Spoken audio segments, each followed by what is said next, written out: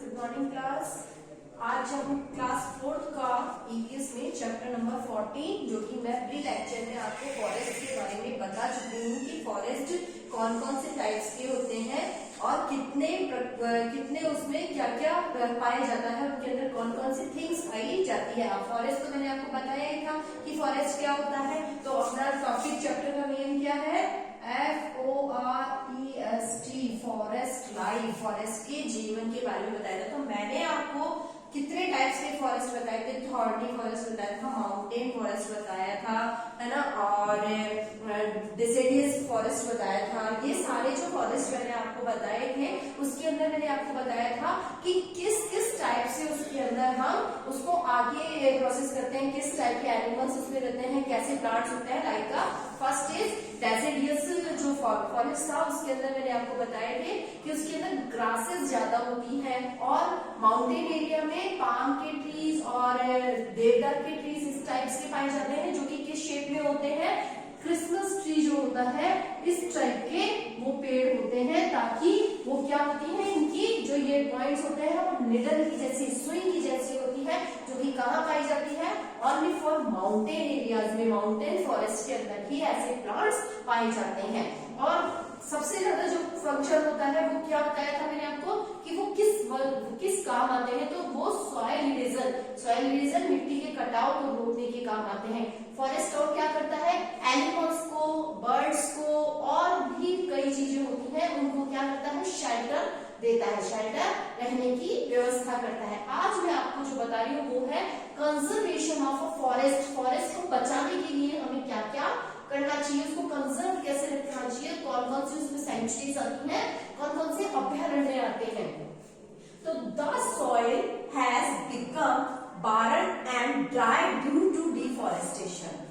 अगर हम क्या करें, मिट्टी के कटाव को रोकें और उसमें क्या करें, dry due to deforestation. Deforestation कब होता है? जब मिट्टी पूरी सूख जाती है, सॉइल मिट्टी पूरी सूख जाती है। वो किस कारण होता है? कि वहां पर रेनफॉल नहीं हो रहा है, उस कारण होता है। तो ये भी एक कंजर्वेशन का वो कारण नहीं हो सकता।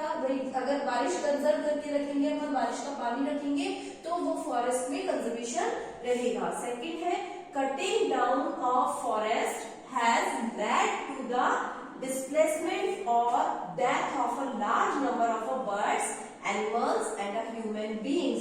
अगर रेगुलर हम फॉरेस्ट के अंदर कटिंग डाउन पेड़ों को इसी तरह से काटते रहेंगे तो क्या रहेगा? डेथ होती रहेगी। मतलब कि इतने बर्ड्स हैं, एनिमल्स हैं और ह्यूमन बींग्स हैं, वो क्या करेंगे? मर जाएंगे। आप पूछोगे कैसे? तो क्या होगा?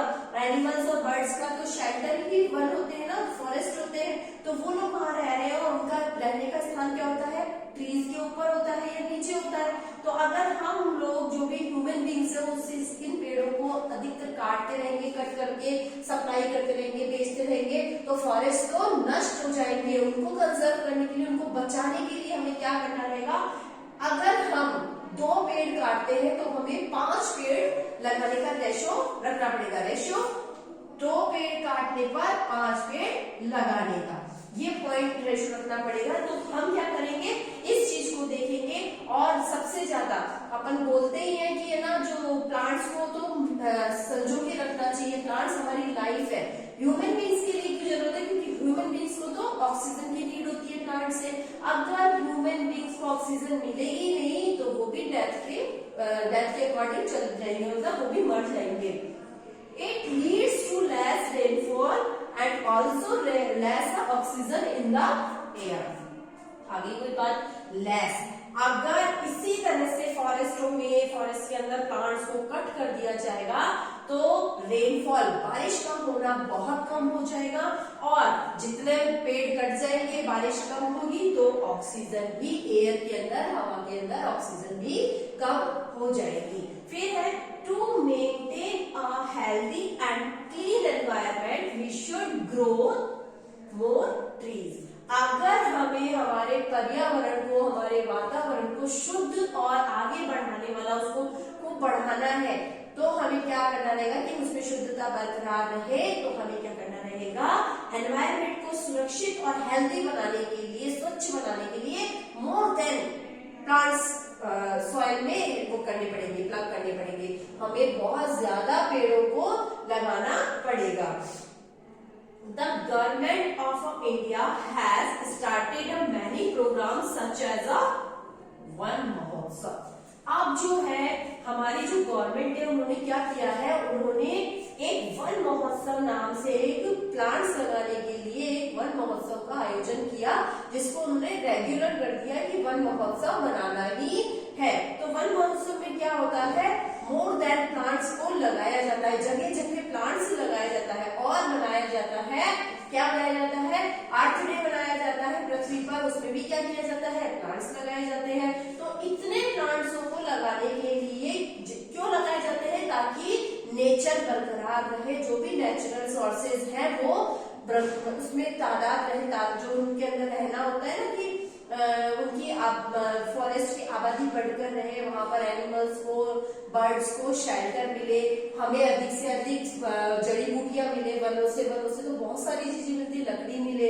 अब वो किससे मिलेगी, अगर हम पेड़ों को काटेंगे उतने ही अगर हम लगा देंगे तो उससे हमारे कंजर्व होता रहेगा, फॉरेस्ट कंजर्वेशन में रहेगा, डिसिप्लिन बरकरार रहेगा और गवर्नमेंट को भी इस बारे में ज्यादा सोचने की दिक्कत नहीं आएगी। तो इतने पॉइंट्स आपको समझ में आ ही गए होंगे। एक बार वापस मैं इसको टैली कर देती हूँ। Conservation of forest, the soil has become barren and dry due to deforestation. Cutting down the forest has led to the displacement or a death of the large number of birds, animals or human beings. It leads to less rainfall and also lesser oxygen in the air. To maintain a healthy and a clean environment, we should grow more trees. The government of India has started many programs such as a one महोत्सव। इतना आपको explain कर दिया है, ये आपको बिल्कुल अच्छे से समझ में आ गया होगा। अब जो मैं बता रही हूँ वो है एनिमल्स के बारे में। एनिमल्स को कैसे किस किस सेंचुरीज में रखा जाता है।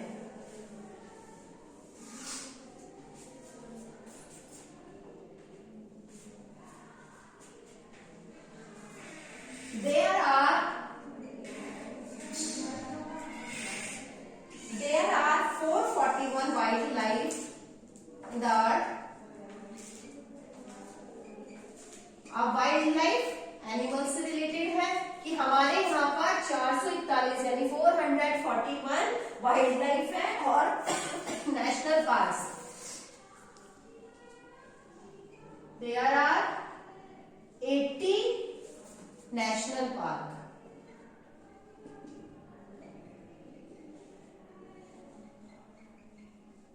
अब क्या है इसमें 441 तो क्या है, वाइल्ड लाइफ है यानी जीव है जिनको हमारे कौन सुरक्षित करता है, फॉरेस्ट और नेशनल पार्क। जिनको फॉरेस्ट को नेशनल पार्क घोषित कर दिया गया है वो इनको सुरक्षित रखते हैं। जैसे मैं आपको एक दो नाम बता रही हूँ, जैसे कि सुंदरबन।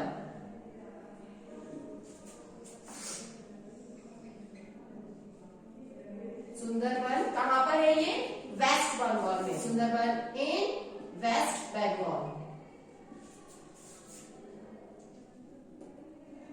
वेस्ट बंगाल में पता है आपको बंगाल किसके लिए फेमस है, किसके लिए फेमस है, टाइगर्स के लिए। तो टाइगर्स को वहां पर सुरक्षित रखा जाता है। एक है काजीरंगा।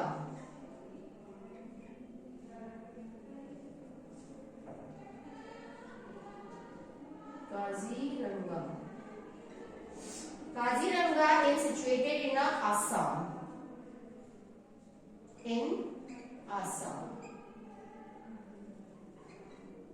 असम के अंदर है। ऐसे ही और भी सेंचुरीज हैं जो कि अलग अलग लाइफ में अलग अलग फॉरेस्ट के अंदर पाई जाती है और अपने राजस्थान के अंदर पाई जाती है रणथंभौर।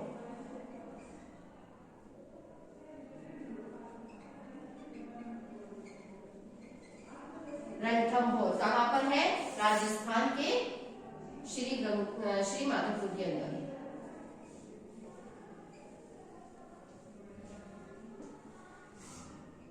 राजस्थान में श्री माधोपुर के अंदर है। और सेकंड जो है वो है सरिस्का, जो कि अलवर के अंदर पाई जाती है। ये सब मैंने आपको एक्सप्लेन कर दिया है। मैंने आपको फॉरेस्ट बता दिया है, मैंने आपको नेशनल पार्क्स बता दिए हैं, कितनी वाइल्ड लाइफ है, कितने नेशनल पार्क्स है वो बता दिए। इससे रिलेटेड सब क्वेश्चंस मैं आपको भेजूंगी।